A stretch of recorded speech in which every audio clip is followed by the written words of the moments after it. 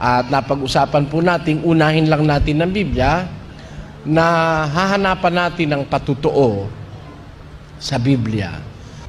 Kung talagang ang salita ng Diyos ay totoo at ang magpapatunay yung kalooban ng tao mismo.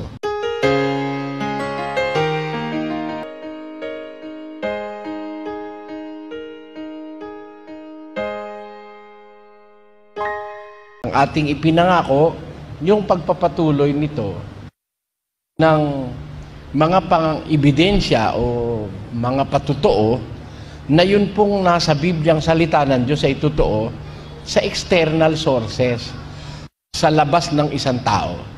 Kasi po, kaya natin to pinag-uukulan ng panahon. Gaya po ng pinangako ko sa inyo, kung natatandaan ninyo, meron po tayong sinusuri ng mga aklat. Inuna lang natin ng Biblia, pero susuriin natin yung mga religious book na pinagbabatayan ng iba't ibang mga relihiyon, kagaya ng mga Vedas ng mga Indians, tapos yung Book of Mormons ng mga Mormons, yung libro ni Shoghi Effendi ng Baha'i Faith, yung isinulat ni Baha'u'llah ng kanyang pamangkin. Lahat ng mga sinasabi nilang sacred books of religion, yan po'y isa-isay nating pag-aralan dito sa lugar na ito. At napag-usapan po natin, unahin lang natin ng Biblia na hahanapan natin ng patutoo sa Biblia. Kung talagang ang salita ng Diyos ay totoo at ang magpapatunay yung kalooban ng tao mismo, na umpisahan na po natin doon. Ang isusunod natin ngayong sana nung nakaraang mga gabi, kung ano ang outside pang patutoo, bukod sa kalooban natin sa ating experience, meron pa bang ibang patutoo na nagpapatunay sa atin na ang salita ng Diyos sa Biblia ay totoo? Bagaman nabasa na po natin yung salita, yung garantiya na ang salita ng Diyos ay subok, walang bagay na hindi mangyayari, dapat mabasa po natin yung katuparan ng sinabi na yon. For us to be convinced that really the Word of God have gone the test of time and every test that is possible to prove that it is really the truth.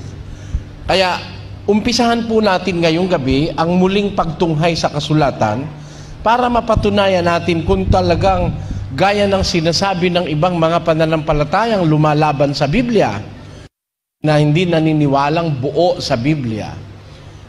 Para ang layunin natin, maliwanagan nila yung ating pananampalataya sa Biblia. Ating inaalam sa pamamagitan ng Biblia kung ito nga ang Biblia ay kagaya ng kanilang paniniwalang mali-mali ang Biblia. Kontra-kontradiksyon ang Biblia. Meron pa pong ibang mga sekta kagaya ng Pentateuch believer. Hindi sila naniniwala sa mga aklat na isinulat ni San Pablo. Hindi sila naniniwala sa mayor parte ng Bagong Tipan mula kay Mateo hanggang Apokalipsis. Ang tanging pinaniniwalaan nila yung 5 aklat ni Moises, from Genesis, Exodus, Leviticus, Numbers, and Deuteronomy, yung Pentateuch na sinasabi.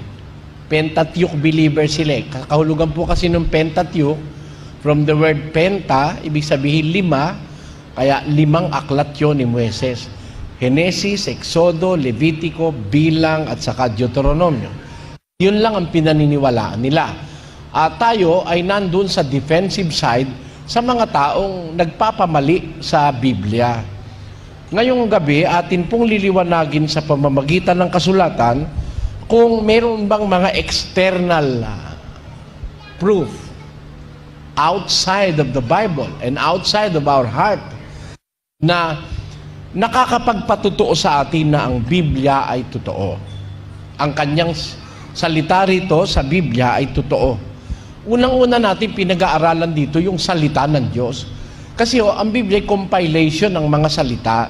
May salita ang Diyos, may salita ang anghel, may salita ang kerubin, may salita ang tao, meron salita ng taong hindi sumasampalataya, may salita naman ng taong mananampalataya, meron salita ng tao rito na nag-aalinlangan, may salita rito ng tao na lumalaban sa katotohanan, meron salita rito ng tao na nagkakamali ng paratang, meron dito salita ng hayop. Sa Biblia may salita ng mga punong kahoy at mga halaman. Kung ang isang magbabasa hindi niya alam na pag wari-wariin ang mga bagay na ito, maipaparatang niya sa Diyos na yung mga ibang sinasabi sa Biblia ay mali. Dahil hindi niya na-distinguish kung yun nga ay salita ng Diyos o salita ng tao na sumasampalataya o hindi sumasampalataya o taong kalaban ng Diyos ang nagsalita.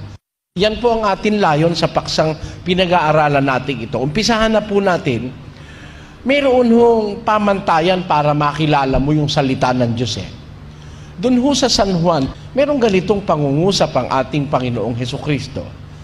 At ngayon ay sinasabi ko sa inyo bago mangyari, upang kung ito'y mangyari ay magsisampalataya kayo. Ayon, sabi ng Panginoong Hesus, para ang taong ayaw maniwala, hindi sumasampalataya, maniwala, sinasabi ko sa inyo bago pa mangyari. Para kung mangyari na, ay magsisampalataya kayo.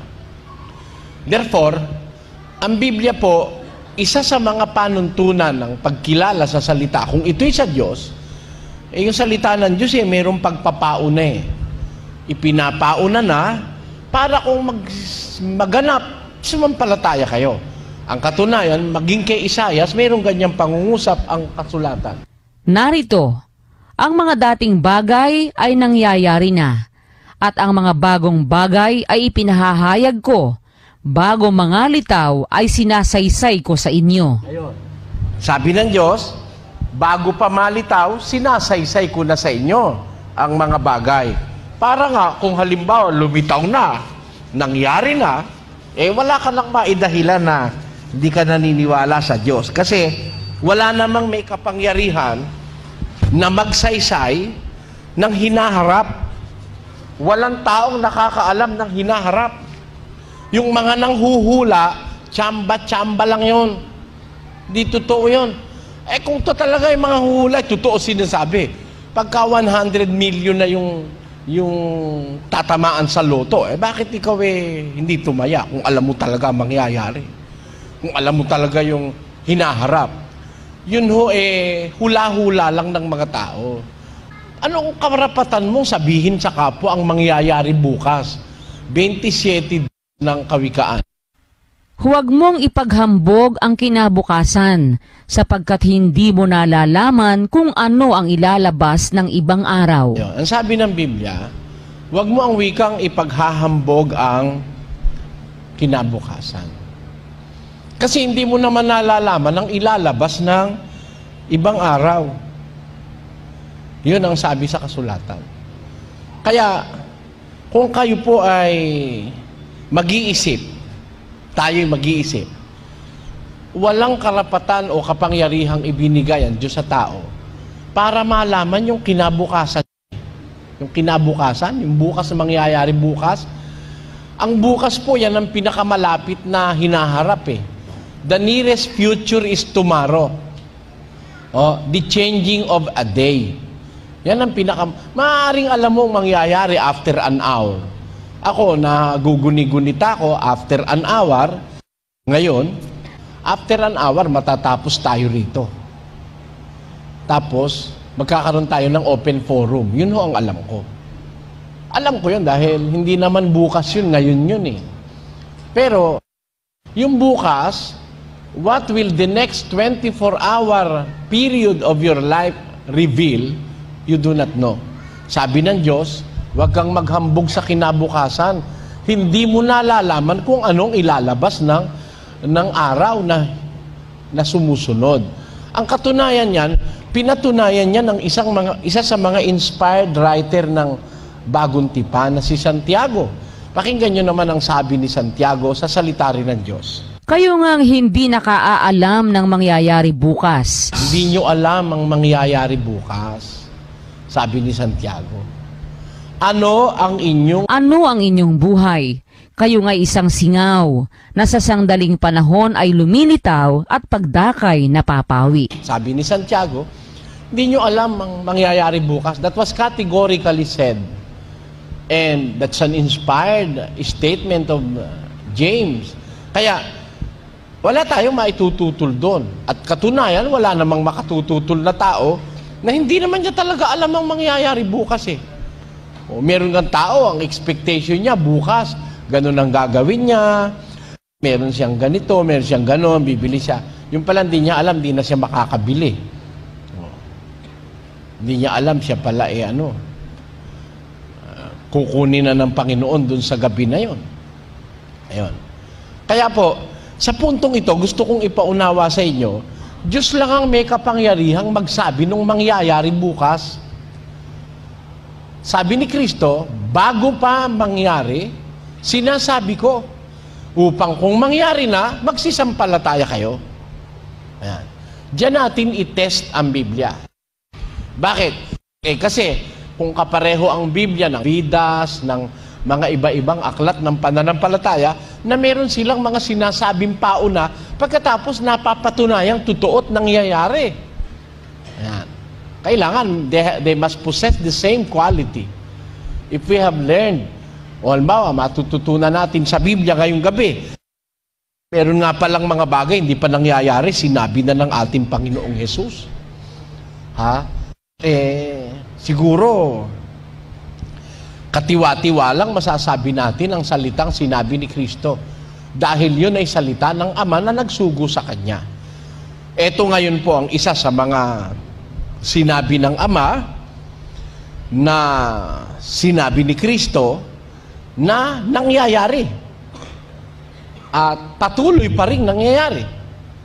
Pakinggan nyo, sa isang talata ni Mateo 24. Ngunit tungkol sa araw at oras na yaon, walang makakaalam, kahit ang mga anghel sa langit, kahit ang anak, kundi ang Ama lamang. Ang sinasabi po rito ni Kristo ay isang bagay na mahirap paniwalaan nung kanyang panahon. Bakit ko po sinabing ganon? Itataas lang po natin ng isang talata saka natin itutuloy something na hindi ka panipaniwala. At hanggang ngayon, meron po hindi naniniwala dito eh. Pakinggan nyo. Ang langit at ang lupa ay lilipas. Datapwat ang aking mga salita ay hindi lilipas. Tuloy.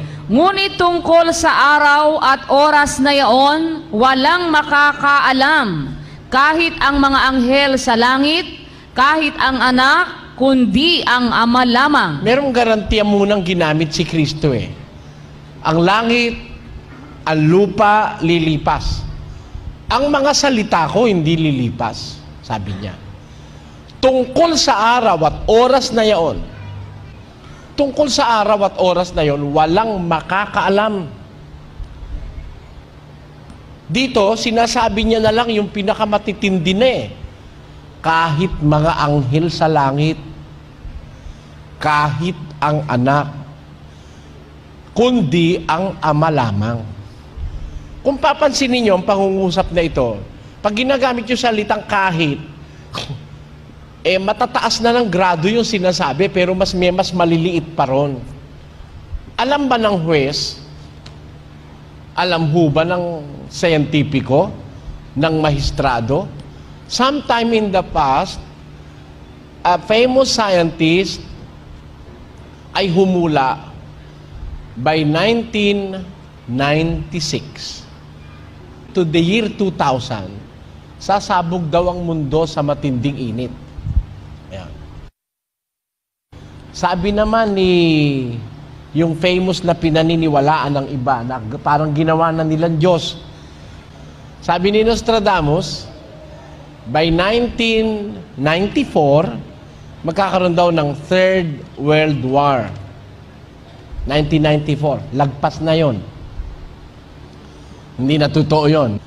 At by the year 3025, if I remember it right, dun daw matatapos ang mundo. Kaya napakarami ng futile attempt para hulaan na matatapos ang mundo. Sabi naman ni Charles Taze Russell na nagpundar ng Saksi ni Jehova, matatapos daw ang mundo 1919. Nagkamali siya, hinulaan niya uli 1923 raw. Namatay na siya, hindi natapos ang mundo bago nag-1923. Yung naiwan ni Charles Taze Russell sa Saksi ni Jehova, humula na naman uli. By 1975 daw, matatapos na ang sistema ng mga bagay. Kaya nung 1975, napakaraming Saksi ni Jehova sa Amerika ang huminto dahil hindi natapos ang mundo nung 1975. Doon sa mga inihuhula ng mga tao, isa sa mga pruwebang pinanghahawakan kung totoo ang paunang salita ni Jesus. Sabi ni Jesus na galing sa Diyos, tungkol ka sa araw at oras na yon, walang makaaalam. Kahit na ang mga anghel sa langit, kahit na ang anak, kundi ang ama lamang. Ayon. Kaya nga kahit sino manghula, sira eh. May manghuhula na naman uli. Noong 1988, hinulaan ng mga born-again movement dito. Matatapos na raw mundo, 1988. I don't know if it was October or November of that year. Sabi nila, ang mundo raw matatapos na. September. Awa ng Diyos. September. Awa ng Diyos. 1988 yun, ano? 88 yun? 89. 89. Hindi pa rin natatapos ang mundo. Tapos, hinulaan na naman ng Koreano uli. Bang Ikha. Si Bang Ikha. Intay sila ng intay. Alas 12 raw, maghuhukom na. Nung mga bandang alas 12:15, naliligalig na yung mga tao, wala pang hukom eh. Sabi nung kanilang puno dun sa Cubao, na traffic lang, sabi. Hanggang umalauna na, at awa ng Diyos nakatapos na yung taon na yon, ayon, hindi rin naman naghukom. Kaya, tama yung sabi ni Kristo eh. Maraming lilitaw, bula ang propeta. Ililigaw ang marami. Pero tungkol sa araw at oras na yon, walang makakaalam noon, sabi ni Kristo. Kaya kayo, mga kapatid, kung naniniwala kayo sa Diyos, na siyang nakakaalam nung hinaharap, pinakikita talaga ng pangyayari na maraming nanghuhula, hindi totoo eh. Talagang sabi ni Kristo, walang makakaalam. Wala nga. Kaya, yung sinasabi sa Biblia na yung tungkol sa oras at sa araw ng paghuhukom, walang makakaalam. Isa yan sa mga pruweba na may paunang salita ang Diyos na nagaganap. May manghuhula eh. May lilitaw bula ang propeta 24 36 ito eh. Ipinagpauna, lilitaw bula ang mga propeta. Yung propeta kasi humuhula yun eh. Hula sila ng hula. Nauwi nga sa kahuhula, hula lang ng hula. Puro hula, walang katuparan. Ganyan ang mga hula ng bula ang propeta. Kasi ina-anticipate kung totoo yung sabi ng Diyos, maraming lilitaw, bula ang propeta. Ililigaw lang ang marami. Huhula, hindi totoo. Yung propeta kasi humuhula eh. Kagaya no end of the world. Ginarantyahan ni Kristo eh. Walang makakaalam eh. Tama, it stands up to this day. It stands up to this day. No human being nor an angel can say that he have known the exact date, the day and the hour of the end of this age. Wala pa niyan hanggang ngayon. And I will dare anyone who will dare to tell me that the end of the world will come in the exact date that he will tell us. Hindi ako naniniwala. Hahamunin ko siya. Sabi ko nga kay Payawal, nagdiskusyon kami sa Guagua 1971. Doon sa Santo Cristo ng Guagua, pinapawisan siya. Enero 1, alas 12:01, Linggo, 2001, 2001, puro uno eh, dadating si Jesus. Sabi ko sa kanya, Mr. Payawal, dadating yung 2001 kung pareho pa tayong buhay. patutunayan ko sa yung hindi totoo hula mo. Kaso namatay na siya. Nung pag-aralan ko, yung palang Enero 1, 2001, alas 12:01, aba yung pala hindi Linggo't Lunes. Hindi ba totoo mga kapatid, pag alas 12 na, iba na araw? Oh. Tingnan mo, tinignan niya kasi, siguro hindi niya naiisip yun, pag alas 12:01 na, hindi na Linggo, Lunes na. Ang totoo sa Biblia, hindi iniintay ang alas 12. Sa Biblia, paglubog ng araw, ibang araw na yon. Ang reckoning ko sa Biblia, paglubog ng araw. Halimbawa, yung mga Sabadista, ganun ang gawa nila. Paglubog ng araw ng Biyernes, mangingili na sila noon dahil Sabado na yon. Ayan.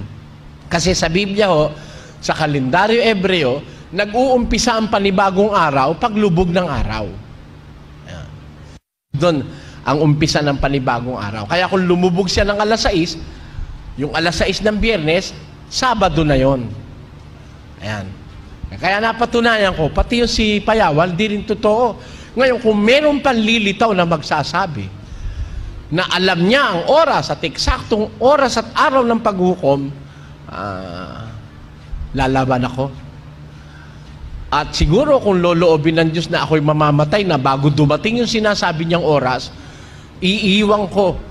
Kasi lahat naman po itong ginagawa natin dito, nakatape ito Ako naninindigan kasi sa Biblia. Walang nakakaalam nun. Isa yan sa mga primaryng hula ni Kristo na sinabi niya bago mangyari. Maraming nagtry na humula, nabigo na silang lahat. Mga dakilang pundador ng mga relihiyon, nabigo na sila lahat. Ayan. Ngayon, meron pa bang sinabi si Kristo na we can say beyond reasonable doubt na talagang tested by time? Hindi pwedeng pabulaanan ng kahit na sinong gustong magpabulaan. Kahit sino ho sa inyo ngayong gabi. Patutunayan ko na wala hong makakapagpabulaan sa sinabing ito ni Kristo 2,000 years ago na hanggang ngayon nananatili na isang katotohanan ang bagay na ito. Sabi ni Kristo ganito. Sa 17 ng Lucas, merong ganitong pahayag si Jesus. 26 patuloy hanggang 30. Ganito ating mababasa. At kung paano ang nangyari sa mga kaarawan ni Noe, ay gayon din naman ang mangyayari sa mga kaarawan ng anak ng tao. Meron palang nangyari sa kaarawan ni Noe. Sinasabi ito ni Kristo sa mga Hudyo na hindi naman nakaalam nung nangyari sa kaarawan ni Noe. Miski tayo ngayong nakikinig sa auditorium na ito, hindi naman tayo nabuhay nung kaarawan ni Noe. Pero, we can have a taste of the days of Noah in our times. And we can glimpse through the past through this prophetic vision of our Lord Jesus Christ. Sabi niya sa mga Hudyo, papaatras ito, sabi niya sa mga Hudyo, kung paanong nangyari sa mga kaarawan ni Noe. Paatras yun, Kasi nakatapos na yung kay si Noe nung dumating si Kristo, tapos na yung kaarawan ni Noe. Kung paano nangyari sa kaarawan ni Noe, gayon din naman ang mangyayari, future na ito, sa kaarawan na mahahayag ang anak ng tao. Kaya it encompasses the past and transcends to the future. Yung salitang ito. May nangyari pala sa mga kaarawan ni Noe na nakalipas na nung sinasabi yun ni Kristo, at yung nangyari na yun ang mangyayari rin sa kaarawang mahahayag si Kristo. Hinaharap naman yon. At miski tayo, hinaharap din natin yun dahil hindi pa naman nagpapakahayag si Kristo. Hindi pa siya bumabalik. Alin yun? Alin yun? Sila'y nagsisikain, sila'y nagsisiinom, sila'y nangag-aasawa, at sila'y pinapag-aasawa hanggang sa araw na pumasok sa daong si Noe at dumating ang paggunaw at nilipol silang lahat. Ayan. Ang sabi ni Kristo, nung panahon ni Noe, ang mga tao nag-aasawa, pinag-aasawa, kumakain, umiinom. Ngayon, pag pilosopo makakabasa nito. Bakit? Meron bang panahong ang tao hindi kumakain at umiinom at nag-aasawa at pinag-aasawa? Meron bang panahon noon? Sa lahat naman ng panahon, ganun ang gusto ng tao. Pero ito po, extraordinaryong pangyayari. Noteworthy. Na ano ibig ko sabihin noon? Kapansin-pansin. Na nung panahon ni Noe, ang tao ang hilig-hilig sa pagkain. Kain ng kain. Inom ng inom. Nag-aasawa, pinag-aasawa pa. Nag-aasawa na sila ng kusa, pinag-aasawa pa sila ng mga nakapaligid sa kanila. Hanggang sa araw na pumasok sa daong si Noe at dumating ang paggunaw at nilipol silang lahat. Hanggang sa pumasok na sa daong si Noe, dumating ang paggunaw, nilipol silang lahat. Something is noteworthy sa deklarasyong ito ni Kristo. Bukod na lang yung sambahayan ni Noe, ang hindi kapareho nung kanilang kapaligiran. Sila ni hindi nanganganak. Biro mo, for 120 years ginagawa ni Noe ang daong. Hindi nagkaanak yung mga anak niya. May mga asawa na sila. Nung utusan sila ng Diyos gumawa ng daong, wala silang anak for 120 years. Pending the construction of the ark. Hindi sila nanganak, pwede naman silang manganak. Actually, pagkatapos ng baha, nung diluvyo universal, nanganak sila. Pero before the baha, hindi sila nanganganak.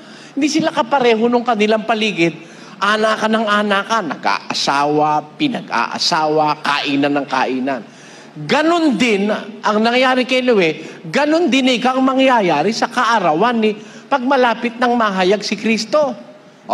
Pagmasdan nyo ngayon kundi ganyan ang mundo. Kumakain, umiinom. Kain ng kain. 24 hours. Wala na, hindi na natutulog ang tao, kain lang ng kain eh. Kaya pagmasdan mo maraming tao, ngayon lalaki ng tiyan. Meron talaga masyadong malaki na lalaki, kapansin-pansin eh. Malaki pa sa kagampang buntis ang tiyan ng lalaki. Bakit? Wala na pong tigil sa kakakait-kainom eh. Kain ng... At tinan mo, ang makakain ngayon, ang dami. Ang dami. Bituka ng manok, paa ng manok, ulo ng manok, liig ng manok, barbecue, dugo. Naku po, maniwala ka. Lahat na iba-barbecue ngayon. Isipin mo, sometime ago na iba-barbecue ba yung dugo? Ngayon binabarbecue na yon. Pagkatapos, may fish ball, may squid balls. Marami kinakain. At ang karamihan, junk foods. Mga pagkaing nagbibigay sa tao ng stress. Nagbibigay sa tao ng pagiging malikot ang isip at katawan at kamay at lahat ng bagay sa kanyang pagkatao. Nagiging malikot sa aparato ang tao dahil doon sa kanya kinakain. Tanong nyo sa mga siyentipiko. Our food, the food that we take into our body influences our character, our being. Because literally, we are what we eat. Diba? Tayo yung kinakain natin. Yun ang kawikaan ng siyensya. We are what we eat. Pag ang kinakain natin, puro karne, tingnan nyo, pag ang tao puro karne, mainit ang ulo. Puro acid kasi yun eh. Pag ang tao puro karne kinakain, mahilig sa laman. Kaya anak ng anak, asawa ng asawa. Hindi nga makontento sa dalawang asawa eh. Meron akong tinanong, nakailang ka ba kung asawa? Siguro ikaw 169, brother.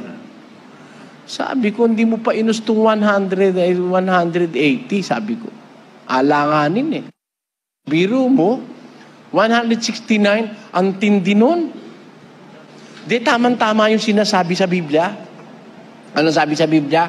Ang hilig ng tao mag-asawa, kumain, uminom, nung panahon ni Noe. Yun din ang mangyayari sa kaarawang mahahayag ang ating Panginoong Hesukristo. Pakinggan nyo, itutuloy natin ang binabasa natin. Gayon din naman kung paano ang nangyari sa mga kaarawan ni Lot. Sila'y nagsisikain, sila'y nagsisiinom, sila'y nagsisibili, Sila'y nangagbibili. Ako po. Sila'y nangagtatanim. Oh. Sila'y nangagtatayo ng bahay. Yan ang abalang-abalang tao dyan sa panahon ni Lot. Kung kailan susunugin na ng Diyos ang Sodom at Gomora, ang mga tao naman, tayo ng bahay.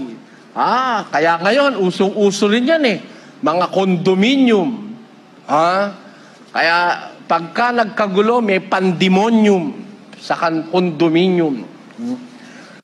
At nung panahon ni Lot, kagaya rin nung panahon ni Noe, nagtatayo ng bahay, bumibili, nagbibili, buy and sell. Buy and sell. Ang tao hilig sa pagkakakitaan, pera.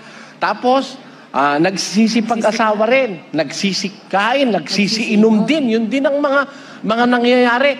Kung i-assess mo, ang hilig ng tao, puro material. Puro pang mundo, pang sanlibutan. Kain, inom, bili, tayo ng bahay, nagtatanim pa. O bakit nagtatanim?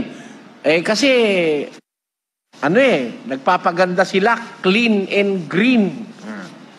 Buhay ng ilog Pasig. Kasi nakikita nila ang distraction Papunta sa distraction. Umaagap sila. Ganun ang ginawa sa panahon ni Lot. Ng mga tao nagtatanim. Pero, ano ibig sabihin? Tuloy.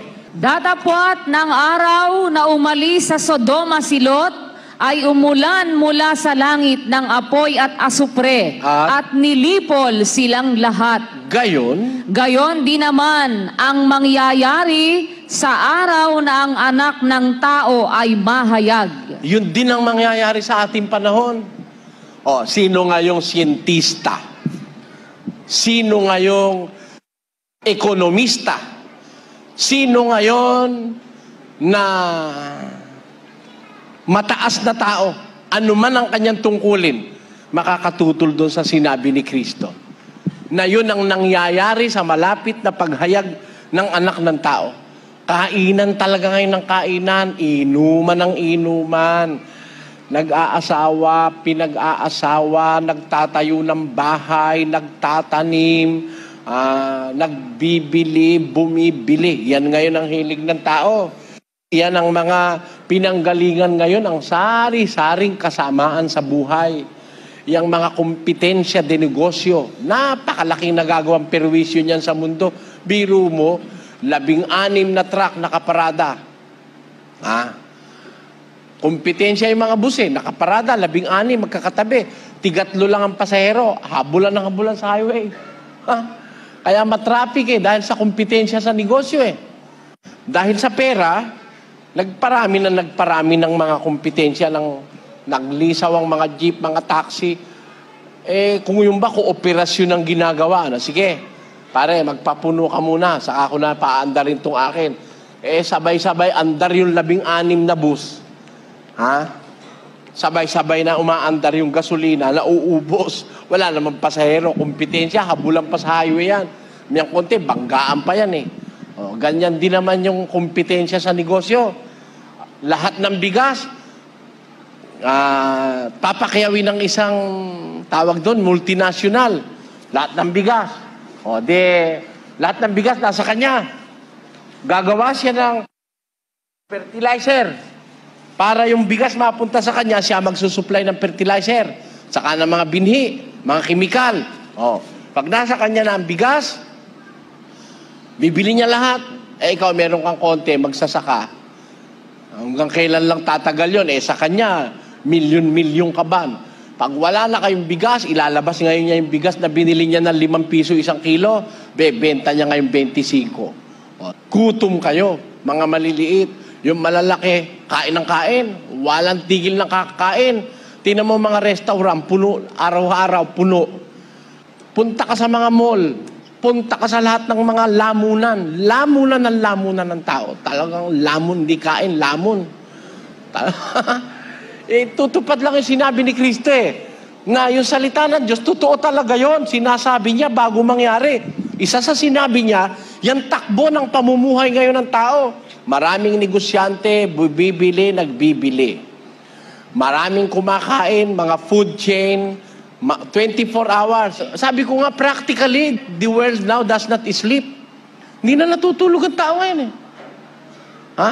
Pagdating sa mga bagay na panlaman, hindi natutulog, laging may gising. Nung panahon ko nung kami nagbibinata pagdating ng alas 7, alas 8, sarado na yung mga, alas 4, sarado na mga department store ngayon may midnight sale pa may 24-hour pa Kaya, to sustain the needs of the demands of the people, nakain ng kain, inom ng inom, walang tigil na. Meron nga magdamag mag-inuman Pag umaga, langon-lango na. Pare, kaya mo pa pare? Oo pare, pwede pa. Sige pare. Sige pa pare. Pareho na nananaginip sa ibabaw na lamesa, inom pa ng inom di ba? Iba-iba naman ang inom ngayon. Sardinas na sardinas lang, malilito ka sa dae. Ang dami. Puro lalamunin yan May tigil ba tao sa kain? Kayo, tumitigil pa ho kayo? Wala, pagkakain ng almusal meron siyang butong pakwan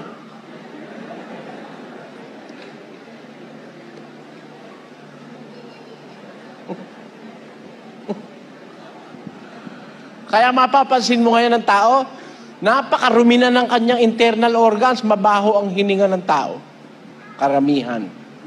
Marumi na kasi Alam niyo yung palang foul smell, galing yun sa loob Bakit? Imbis digestion ang nagte-take place sa bituka pagkabulok. Kasi because of the combination of foods, hindi tama. Kung may doktor sa inyo, maiintindihan ang sinasabi ko.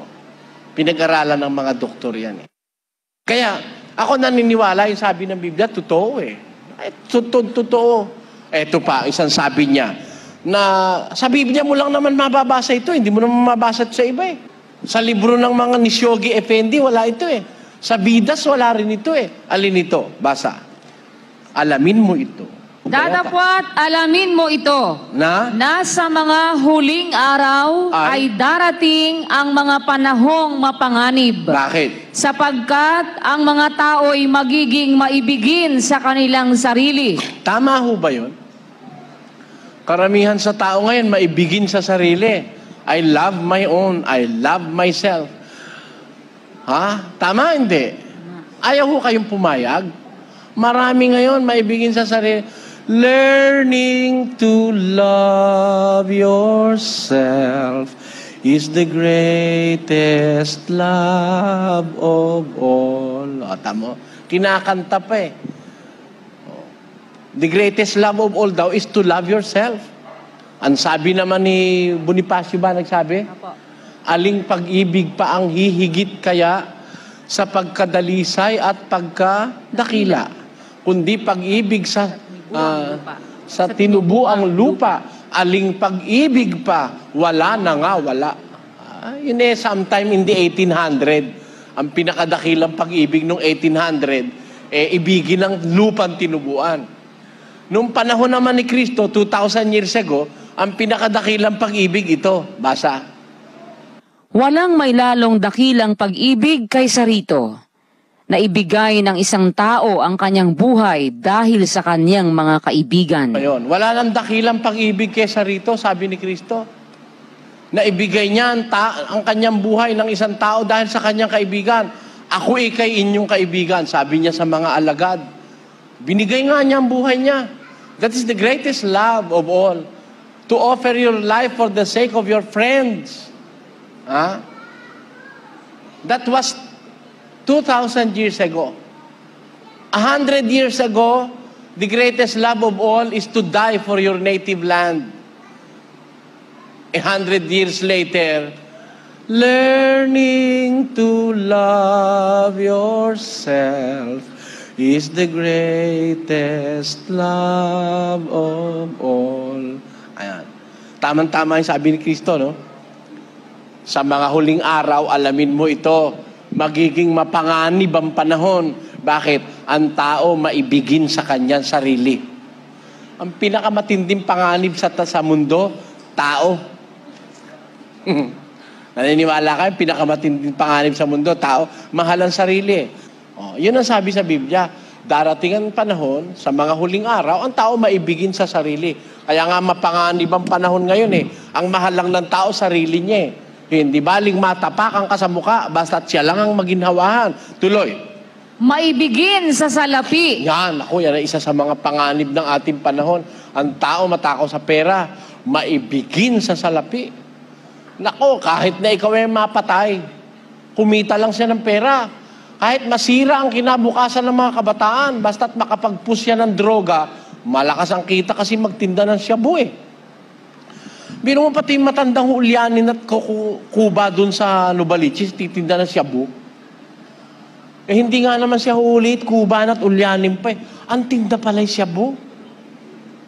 Eh hindi na iniisip ng mga tao nagtitinda ng shabu, kung makakapirwisyo sila sa mga kabataan, baka pati anak nila mapirwisyo. Hindi na naisip yon. Basta may pera ron eh, malaking pera yun eh. Kaya, nung araw mga kapatid, iba ngayon eh. Naramdaman ko eh, nung araw ho, ang bahay namin, walang bakal. Wala. Parang yung bahay dito, yung isang ano ito eh, isa sa mga matatandang bahay dito sa Quiapo, yung bahay ng Nakpil at saka ng mga Bautista ito eh, no? Historical house yan, may historical marker. Yan yung tapat natin na yan. Tingnan niyo yung mga bintana, walang bakal. Kapis lang, sasara mo lang paggabi, okay na. Ngayon, lagyan mo na ng bakal, todas ka pa rin. Kaya yung ating mga sambahayan, nagpapakita lang yung bahay lang na tinitira ng tao. Ngayon, nagpapakitang mapanganib ang ating panahon eh. Bakit? May gwardiya sibil na sa labas, ang bahay pa'y libot ng matataas na pader at napakaraming mga bakal. Bakit? Tama yung sabi ng Biblia, sabi ng Diyos, sa mga huling araw, darating ang panahong mapanganib dahil ang tao magiging maibigin sa salapi. Ano pa? Tuloy. Mayayabang. Ako po, yabang. Hindi ko nasasabihin kung sino yung mayayabang. Unang-unang mayabang ngayon, mga pastor eh. Pero hindi ko nasasabihin. Tuloy. Mga mapagmalaki. Oh, mapagmalaki. Ano pa? Mapagtungayaw. Nako. Ano pa? Masuwayin sa mga magulang. Tama ba? Ano pa? Mga walang turing. Walang turing. Tuloy. Mga walang kabanalan. Tuloy. Walang katutubong pag-ibig. Tuloy. Mga walang paglulubag. Mga palabintangin. Tuloy. Mga walang pagpipigil sa sarili. Oh.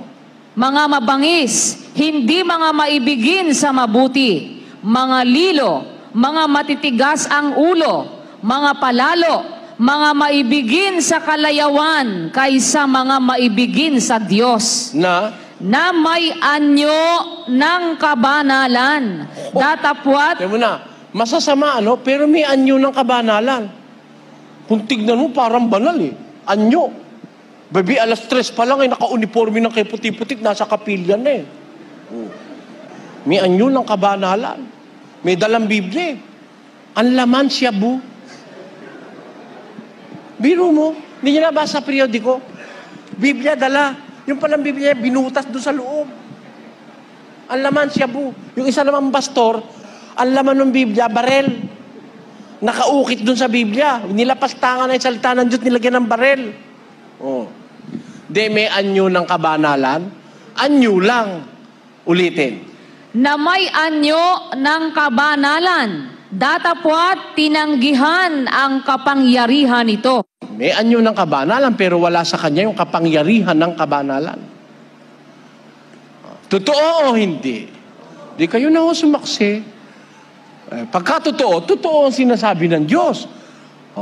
Tapos na ba tayo riyan? Di pa ho. Meron pang mga scientific proof of the authenticity of the words of God in the Bible. Sa susunod, magsama kayo ng mga scientist, ng mga doktor, ng mga abogado, at lahat ng klase ng nakakaintindi sa siyensya. Pag-aaralan ho natin how scientific the Bible is. Yung mga nakakaintindi ng siyensya. Sabi kasi nila, yung daw Biblia, hindi scientific eh. I will prove to you that the Bible is a scientific book.